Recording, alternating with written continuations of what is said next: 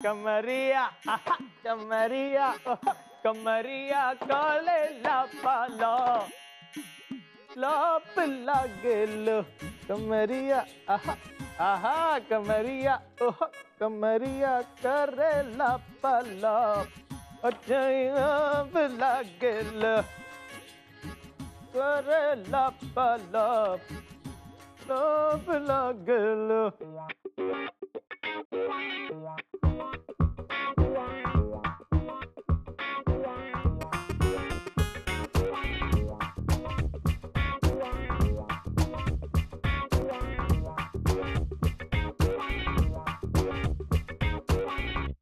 ए संतोष, वो आदमी को देख, 5 स्टार होटल में बैठा है, चाय पी रहा है बिल्कुल गवारों की तरह। अरे ऐसे तो हम भी चाय नहीं पीते।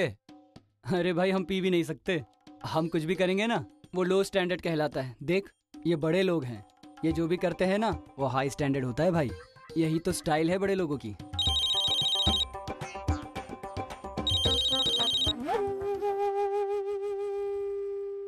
जयराम जी की साहब जी। हाँ जयराम जी की। कैसे हो बिटुआ? हाँ सब ठीक है ना? बस आपकी मेहर साहब जी। हाँ अभी तो यहाँ मुंबई में ही है, 5 स्टार वाला होटल में चाय का चुस्की का मजा ले रहे हैं।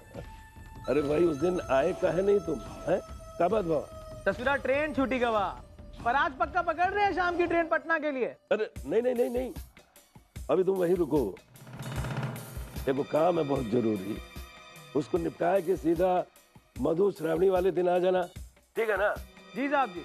अच्छा सुनो बेटा, आज 5 बजे हम तुमको एक फैक्स भेज रहे हैं, सही समय पे दुकान पे हाजिर रहना। हाँ पर कहाँ है उस फैक्स में? अरे तुम्हारी छमिया की तस्वीर है उसमें, और का? कमाल बात है साहब जी, एकदम बढ़िया टिप टॉप है। अच्छा सुन, उसमें उस आदमी की तस्वीर है जिसकी कुंडली तुमको निकालनी। जी साहब जी हो जाएगा। अच्छा सुन, ये वो रहीम खान वाला केस में कुछ झमेला वमेला तो नहीं हुआ ना? कोई टेंशन वेंशन की बात तो नहीं है ना? अरे नहीं साहब जी, कोनो झमेला नहीं है।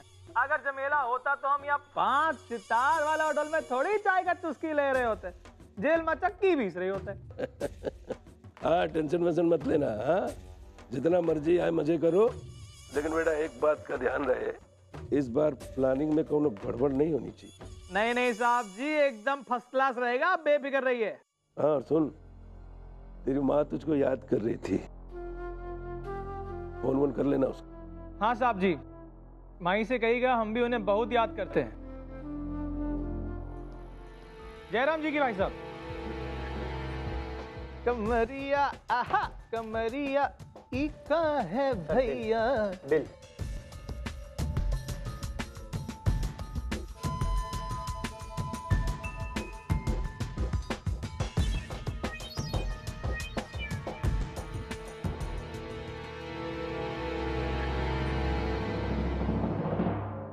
तुझे मैं बता नहीं सकती तेजू कि तुझे आज देखकर मैं यहाँ कितनी खुश हूँ।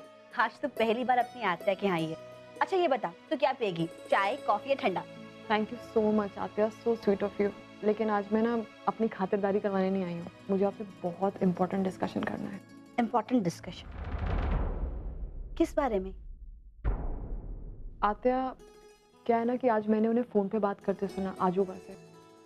वो ये कह रही थी कि आपने और आजोबा ने तो उनके साथ बहुत टाइम स्पेंड किया है, लेकिन आप उन्हें बहुत अच्छी तरीके से जानते हैं, आपने उन्हें हर चीज़ में सपोर्ट किया है। अब आप तो जानती होंगी ना कि वो कैसी औरत है। अभी मैं इतने दिन से साथ रह रही हूँ, लेकिन मेरे को समझ में नहीं आता, उनकी मुझे पर्सनैलिटी ऐसी लगती है, कभी कुछ कभी कुछ। आप मुझे बताएंगे कि तेजू तो जिस वजह से यहाँ आई है ना, उसी वजह में तेरा जवाब छुपा है। मतलब? तेजू तू वहीनी के बारे में कंफ्यूजन दूर करना चाहती है, इसलिए तू यहाँ पर आई है, लेकिन तुझे इसके लिए यहाँ आने की कोई जरूरत नहीं। तुझे तो उनके साथ उनके घर में बताए 3 महीनों को याद कर लेना चाहिए था, तुझे अपने सारे सवालों का जवाब मिल जाता।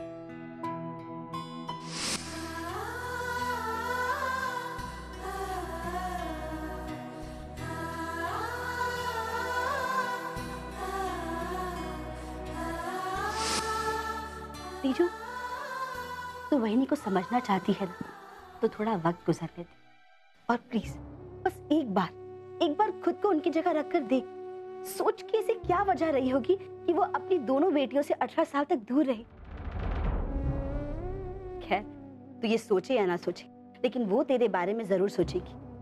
और मुझे पूरा भरोसा है, एक ना एक दिन वो तेरा दिल जरूर जीत लेंगी। ओ प्लीज आत्या, आप उनकी तरफदारी नहीं करें तो अच्छा है। आपने देखा नहीं क्या किया उन्होंने ओवी के साथ। I mean, अर्जुन को पता नहीं क्या क्या बोला है, वो वहां चौल में रह रहा है ताकि वो पूर्वी के करीब रह सके। ओवी के बारे में तो उन्होंने कभी नहीं सोचा। अगर वो इतनी ही उसे प्यार करती तो उसके बारे में भी तो सोचती जितना वो पूर्वी के बारे में सोच रही है। लेकिन नहीं, है कोई जवाब आपके पास? है इसका जवाब? होगा ही नहीं। इससे पता चलता है कि वो कितनी सेल्फिश औरत है। फैक्ट है। तेजो, तेरे सारे सवालों का जवाब सिर्फ और सिर्फ वही नहीं दे सकती। तुझे बस सही मायने में उन तक पहुंचना होगा। बोल बजरंग बली की जय, अरे बोल बजरंग बली की जय, बोल बजरंग बली की जय। अरे संभाल के देख के समझ। मैं आपसे क्या पूछ रहा था कि ये मटकी फोड़ने के लिए हमें तकरीबन कितने रिंग्स की जरूरत पड़ सकती है? ये मटकी फोड़ने के लिए हमें 4 घर लगाने पड़ेंगे, मतलब एक के ऊपर एक 4 रिंग्स बनानी पड़ेंगी। 4 रिंग एग्जैक्टली, तब जाकर हम ऊपर मटकी तक पहुंच पाएंगे। अरे संभाल के देख के। सर आपको नहीं लगता? सर मैं आपसे ये पूछ रहा हूँ कि 4 रिंग्स बना के मटकी फोड़नी है तो हाँ, तो हमें अपना बेस स्ट्रॉन्ग करना चाहिए और आई थिंक कि थोड़े और लड़कों की जरूरत पड़ सकती है सर। एग्जैक्टली, सही कह रहे हो आप और सही सोच भी रहे हो, लेकिन आप प्रैक्टिस तो करो। बिल्कुल सर, चलिए। चलो come on boys, come on.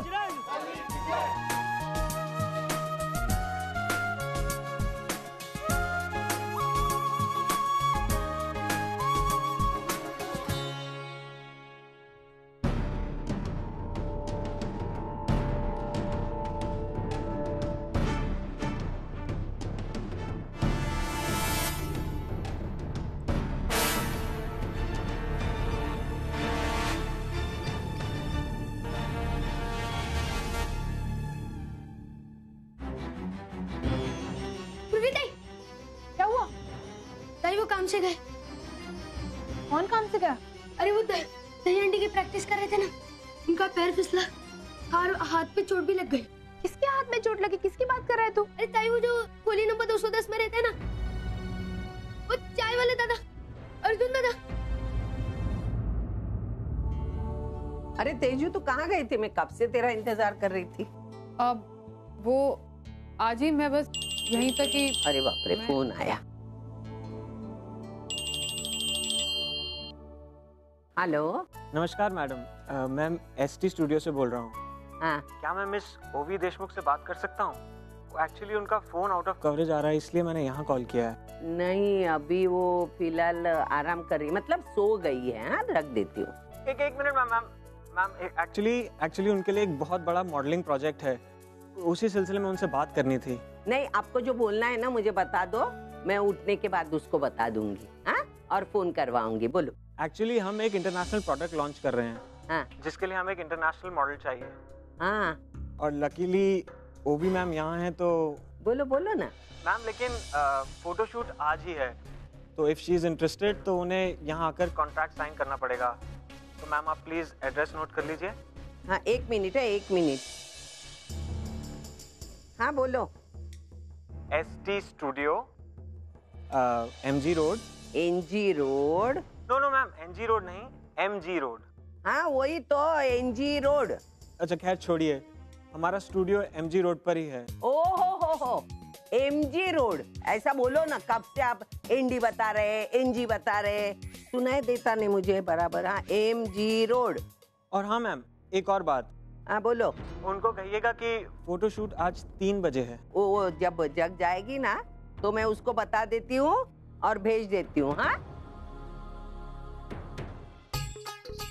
देखा मेरे पोती का टैलेंट।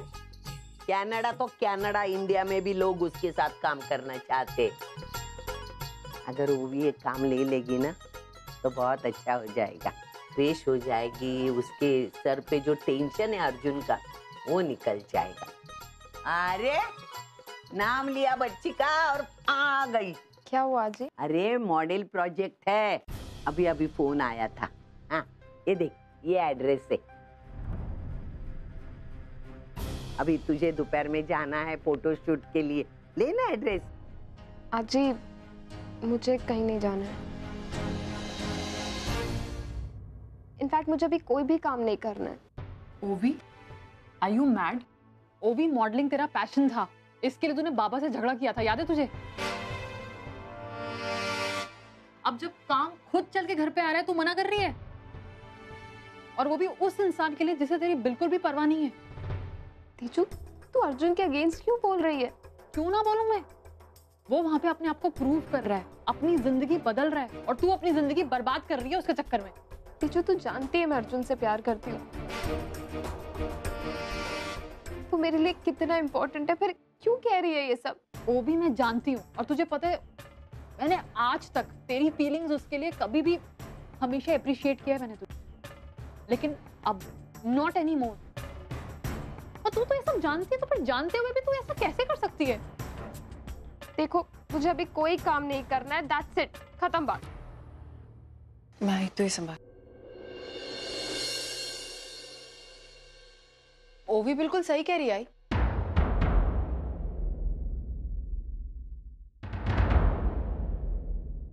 मतलब अब मुझे नहीं लगता हमें ओवी को जबरदस्ती करने की जरूरत है। उसका मन नहीं है काम करने का तो क्या प्रॉब्लम है? वैसे भी वो इतनी बड़ी मॉडल है कि अगर आगे चलकर काम करना चाहेगी तो उसे आगे मिल जाएगा काम। अभी उसे क्यों जबरदस्ती आप काम करवाने के लिए? एक सेकंड, आप होती कौन है मेरे लिए डिसीजन लेने वाली? मैंने कोई डिसीजन नहीं लिया, जो तुम कह रही हो वही तो मैंने रिपीट किया है।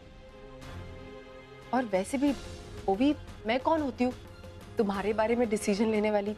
मैं तुम पर कोई जबरदस्ती नहीं करना चाहती। आप अगर चाहे भी ना तो मुझ पर कोई जबरदस्ती नहीं कर सकती। आज ही मैं ये मॉडलिंग असाइनमेंट जरूर करूंगी।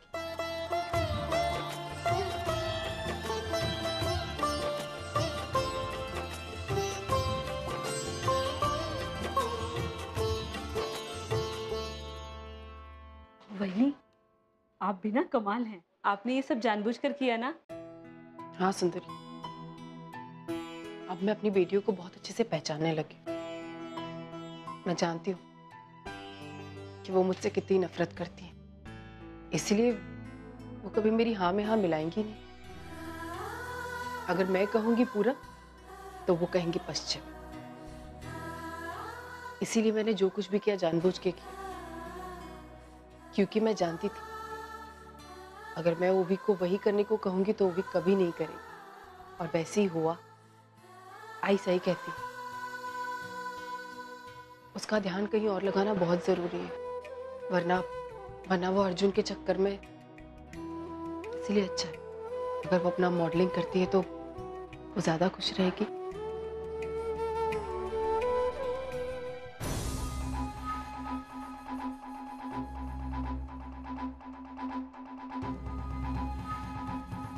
अरे मिस्टर श्याम, आइए आइए सर आइए।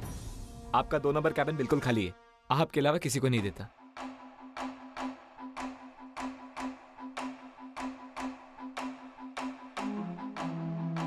सर, हाँ, ये आदमी कई दिनों से यहाँ पर आ रहा है, आपने उसे कैबिन देकर रखा है, आखिर झोल क्या है? अरे छोड़ ना यार, अपने को क्या लेना देना। एक कैबिन का ढेर सारा पैसा देता है, बहुत मालदार पार्टी है दोस्त। सोने की मुर्गी है, अंडा देने वाली। इसे काटने की बेवकूफी मैं कभी नहीं कर सकता, समझे? वो खुश, हम भी खुश, काम चल रहा है।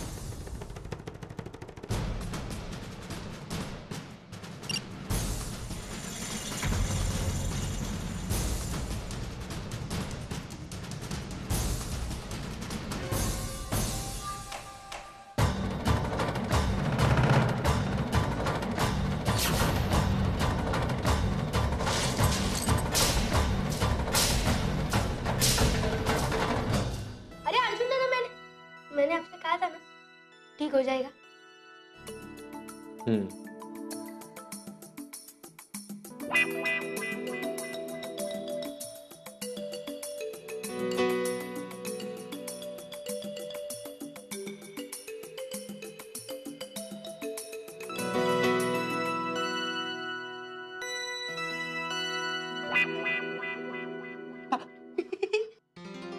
ये डरपोक बच्चों की तरह क्या चिल्ला रहे हो?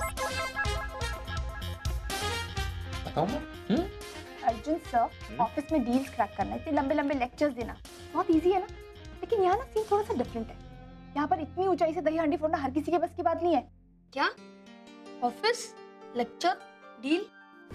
आप तो गैरेज में मैकेनिक हो ना, फिर आपका इस सब से लेना देना क्या है? ना लेना देना बिल्कुल है, ऑब्वियसली है।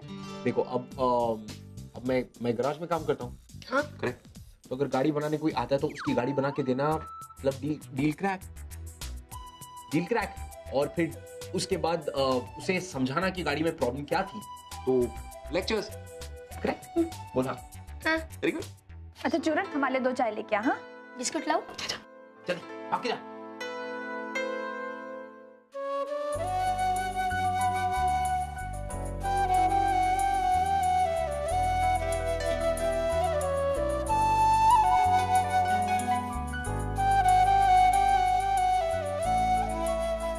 बहुत दर्द हो रहा है।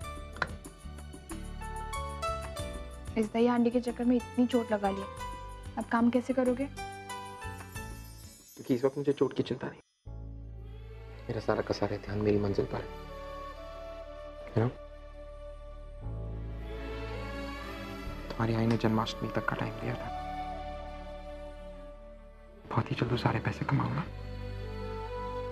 तुम्हारी आई को साबित करूंगा कि मैं और सिर्फ मैं तुम्हारे लिए सही हूं और कोई नहीं। एक मिनट। Look at this. ये मेरी अब तक की कमाई। इन टोटल मेरे पास अभी तक 1520 रुपीज। करेक्ट। हमारे यहाँ ने 10,000 रुपए कहा था कमाने के लिए, है ना? और फिर इसमें मेरी इस महीने की पगार जुड़ेगी। बस टारगेट कंप्लीट। नो, एक ऐसा टाइम था जब ये पैसे मैं टिप में देता था। आज मुझे उन पैसों की अहमियत पता चल रही। Really? अर्जुन, मुझे तुम पे पूरा भरोसा है। तुम आई की शर्त जरूर पूरी करोगे और हम दोनों एक होकर रहेंगे।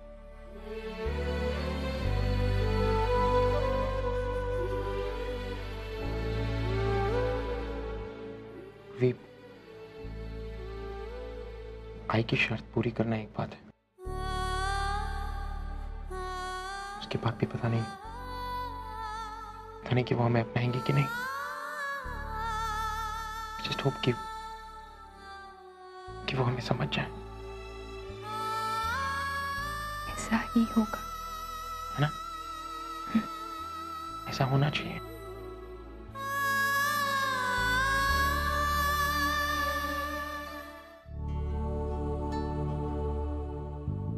अरे अर्चना। अरे काकी, कैसी हैं आप? मैं तो अच्छी हूँ, तुम कैसी हो? मैं भी एकदम अच्छी हूँ। अर्चना, 18 सालों बाद तो अपने बच्चों के साथ रह रही है, कैसा लग रहा है? बहुत अच्छा लग रहा है काकी, किसे अच्छा नहीं लगे। बहुत खुशी कि मुझे एक मौका मिला अपने बच्चों के साथ रहने का। और सच कहूं, खुशी के साथ साथ है ना, मुझे बहुत नाज है अपने बच्चों पर। मतलब मेरे बच्चे, अब सच्चू को ही देख लीजिए, वो कितना बड़ा वकील बन गया। तेजू, वो अभी कुछ करती नहीं है, लेकिन मैं जानती हूँ कि वो बहुत कुछ कर सकती है। और मेरी ओवी तो इतनी बड़ी मॉडल है कि मैं आपको बता नहीं सकती। प्लीज अर्चना, मेरे सामने तू उस मॉडलिंग का नाम भी मत ले। क्यों, क्या हुआ काकी? क्या हुआ ये पूछ के क्या नहीं हुआ। वो मेरी पोती है ना विशाखा, उसे भी इन सब चीजों का बड़ा शौक था। तो ये तो अच्छी बात है ना, शौक होना भी चाहिए। और अब जमाना बदल गया, लड़कियों को आगे बढ़ना चाहिए। ऐसी कितनी सारी लड़कियां हैं काकी जो मॉडलिंग में है, जो बहुत सक्सेसफुल है, जो नाम कमा रही। और मुझे पता है हमारी बेटियां भी नाम कमाएंगी जरूर। लेकिन उस नाम कमाने का तरीका भी तो सही होना चाहिए। मतलब? मेरी पोती के साथ ना एक हादसा हुआ था। इस फैशन वर्ल्ड में करियर बनाने के चक्कर में वो कुछ गलत लोगों की संगत में पड़ गई थी। उन्होंने उसे बड़े बड़े सपने दिखाए, फोटोशूट के नाम पे स्टूडियो पर बुलाया, पर वहां जाने के बाद पता चला कि अरे वो सीधी सादी लड़कियों को फंसाकर उनका अश्लील MMS बनाते थे। और बाजार में बेचते थे। पूरा का पूरा रैकेट था। वो तो मेरी पोती की किस्मत अच्छी थी, इसलिए वो सही सलामत बच गई। आज वो इतनी सहमी सहमी सी रहती है ना, जब वो स्वामी नारायण के मंदिर के आसपास से भी गुजरती है। स्वामी नारायण मंदिर? हाँ, वहीं कहीं था वो स्टूडियो। वो क्या नाम बताया था विशाखा ने? ST fashion studio? हाँ हाँ, एसटी फैशन स्टूडियो।